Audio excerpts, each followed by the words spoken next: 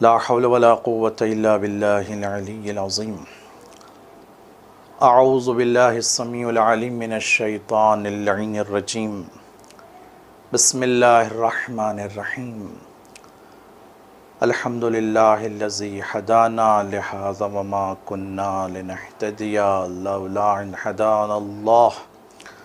لقد جاءت رسل ربنا بالحق والصلاة والسلام على أشرف الأنبياء والمرسلين خاتم النبيين رحمة للعالمين الأمي المكي المدني القرشي الأبتحي التهامي السيد البهي السراج المضيء الكوكب الدري صاحب الوقار والسكينة المدفون بعرض المدينة العبد المؤيد الرسول المسدد الأمجد المحمود الأحمد أبي القاسم محمد اللهم صل على وغالبين على كل غالب مطلوب على كل طالب إمام المشارق والمغارب مولانا ومولى الكونين مصلي إلى قبلتين أمير المؤمنين علي بن أبي طالب اللهم صل على محمد وآل محمد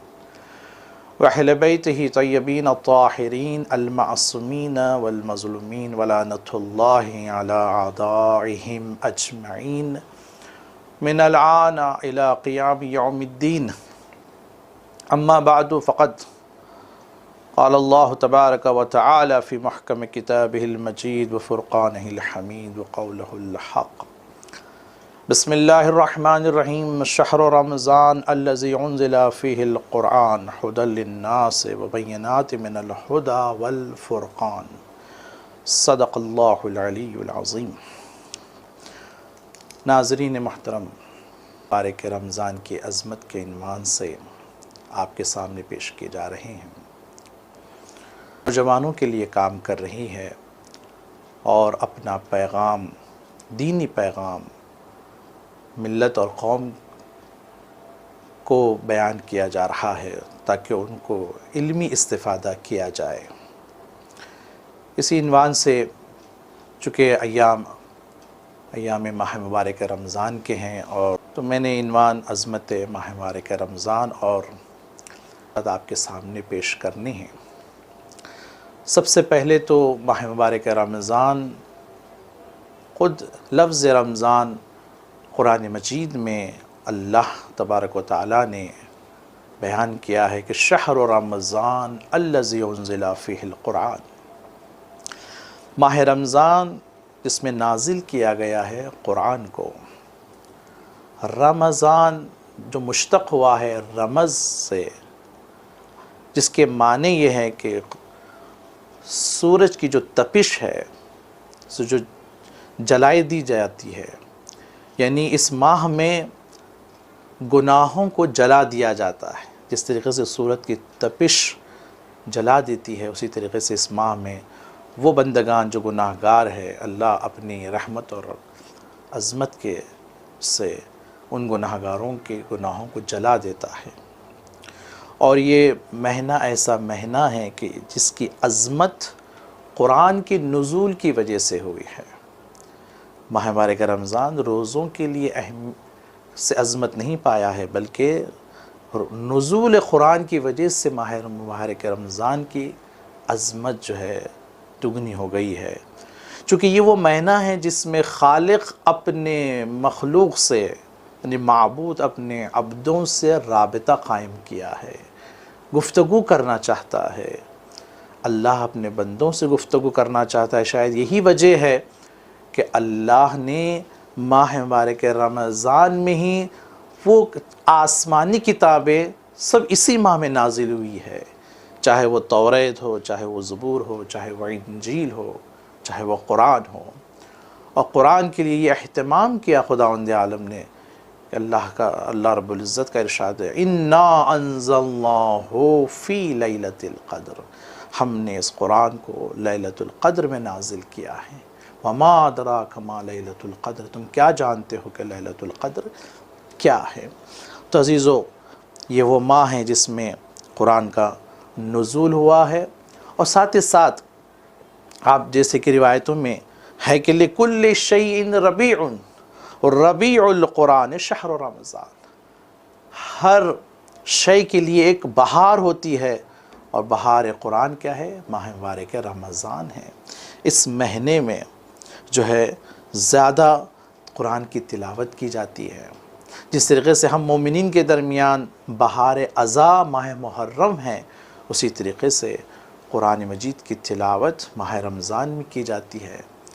اس ماہ میں قرآن کی تلاوت کا، جیسے کہ خطبہ شعبانیہ میں پیغمبر اکرم صلی اللہ علیہ وآلہ وسلم نے جو فرمایا تھا، قد اقبل علیکم شہر اللہ بالبرکت والرحمت والمغفرہ، پھر آخر میں آپ نے فرمایا تھا من تلا فیہ من آیت القرآن کان لہ مصر اجر من ختم القرآن فی غیر من الشہور، یعنی تمہارے مقابلے میں تمہارے سامنے ایک ایسا مہینہ آنے والا ہے جو بالبرکت والرحمت والمغفرہ، جو برکت اور رحمت اور مغفرت کا مہینہ ہے۔ یہ طولانی خطبہ پیغمبر اسلام نے ماہ مبارک رمضان سے پہلے یعنی استقبال ماہ رمضان میں فرمایا ہے، اور آخری میں آپ نے فرمایا کہ اس ماہ میں جو قرآن کی تلاوت کرے گا، ایک آیت کا ثواب ایک ختم قرآن کا ہے جو دوسرے مہینے میں انسان ختم کرتا ہے۔ اس قدر آیت الہی کا اور قرآن کی تلاوت کا ثواب ہے۔ بلکہ عزیزو، قرآن میں تدبر کی ضرورت ہے، غور و فکر کی ضرورت ہے۔ ماہ رمضان انسان سازی کا مہینہ ہے، انسان اپنے آپ کو بنانے کا مہینہ ہے۔ جو انسان ایک مہینے بھر قرآن کی تلاوت کرتا رہا ہو تو وہ کیسے جو ہے ماہ رمضان ختم ہوتے قرآن کو چھوڑ دے؟ بلکہ روایت یہاں تک کہتی ہے نا، جو چیز 40 دن تک انجام دی جاتی ہے وہ جز ہے، جو ہے اس کا جز ہو جاتی ہے، اور وہ انسان اس کو پے در پہ انجام دیتا ہے۔ روایت بتاتی ہے کہ دن بھر میں 50 آیتوں کی تلاوت کی جائے۔ کہ امیر المومنین علی ابن ابی طالب علیہ السلام کا ارشاد گرامی یہاں فرماتے ہیں کہ 3 مشکلات کا سامنا انسان کرتا ہے اگر جس گھر میں قرآن کی تلاوت نہیں ہوتی ہے، وہ گھر 3 مشکلات کا سامنا کرتا ہے۔ ایک، برکت ختم ہو جاتی ہے اس گھر سے، جو ہمیشہ مشکل در پہ ہوتی ہے، مشکل پر مشکل جو ہے اس گھر میں آنا شروع ہو جاتی ہے جس گھر میں قرآن کی تلاوت نہیں ہوتی۔ دوسرے، فرشتے اس گھر میں نہیں آتے، فرشتوں کا نزول بند ہو جاتا ہے، شیطان کا ورود جو ہے اس گھر میں آنا شروع ہو جاتا ہے۔ تیسرے یہ ہے کہ اس گھر میں نزاع اور جھگڑے شروع ہو جاتے ہیں، جدال، بحثم بحثی جو ہے، جدائی جو ہے اس میں آ جاتی ہے۔ تو آپ نے دیکھا کہ قرآن کس قدر اہمیت کا حامل ہے، بلکہ روایتیں یہاں تک بھی کہتی ہے کہ خود ائمہ معصومین علیہ السلام اس ماہ میں بعض روایتوں میں کہ 10 قرآن ختم کیا کرتے تھے، بعض روایتوں میں 40 قرآن ختم کیا کرتے تھے۔ جہاں پر 10 کی روایت ہے اس میں یہ جو ہے استفادہ ہوتا ہے اس روایت سے کہ 3 دن میں ختم قرآن ہوتی تھی، اور جہاں 40 قرآن کا ہے تو آپ اندازہ لگائیے کہ دن بھر میں کس قدر وہ کثرت تلاوت کیا کرتے تھے۔ تو یہ روایتیں ہمارے پاس موجود ہے اس طریقے سے۔ اور اہم چیز جو اس ماہ مبارک کے رمضان سے ہم کو لیا گیا ہے، جو روایتیں وارد ہوئے ماہ مبارک رمضان کی عظمت میں، وہ ہے ان ابواب السماء تفتح فی اول لیلۃ من شہر رمضان،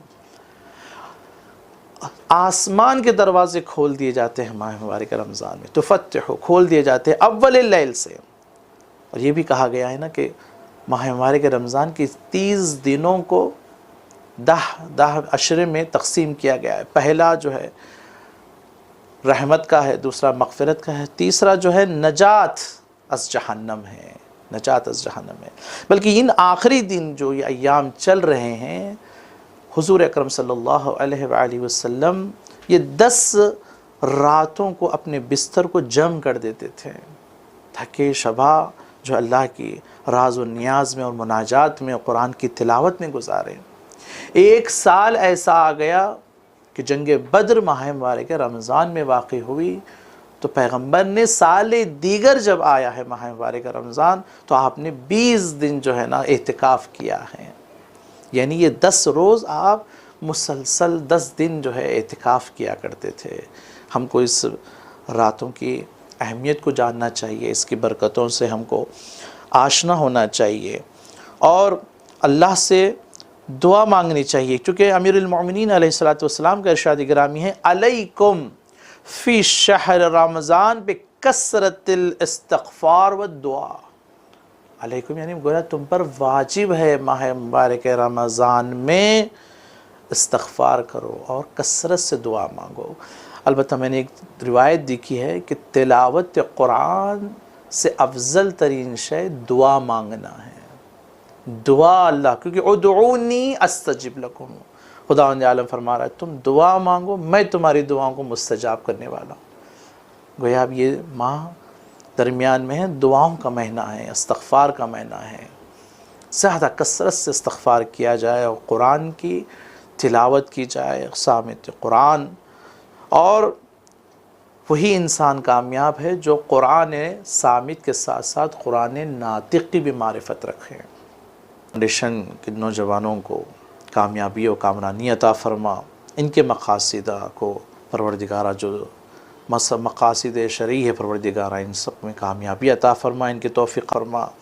باراللہ جہاں جہاں مومن و مومنات ہیں ان کی جان مال عزت و آبرو کی حفاظت فرما، جو مقروض ہیں ان کی قرضے کی ادائیگی فرما۔ ماہ رمضان مبارک کے برکتوں اور رحمتوں سے ہمیں محروم نہ فرما، باران رحمت کا نزول فرما، مقامات مقدسہ کی حفاظت فرما، ہمارے مرحومین کی مغفرت فرما، جو اس سال جو مرحوم ہو چکے ہیں جوار رحمت و جوار معصومین میں ان کو جگہ عطا فرما۔ باراللہ تمام علماء و ذاکرین مجتہدین کی جان مال عزت و آبرو کی حفاظت فرما، ہمارے امام کو راضی اور خوشنود فرما، ہمارا خاتمہ امام کے ظہور پہ فرما، ہم کو حضرت کے اعوان و انصار میں شمار فرما۔ ربنا وتقبل منا انک انت السمیع العلیم بحق محمد و اہل بیتہ طیبین الطاہرین۔ اللہم صلی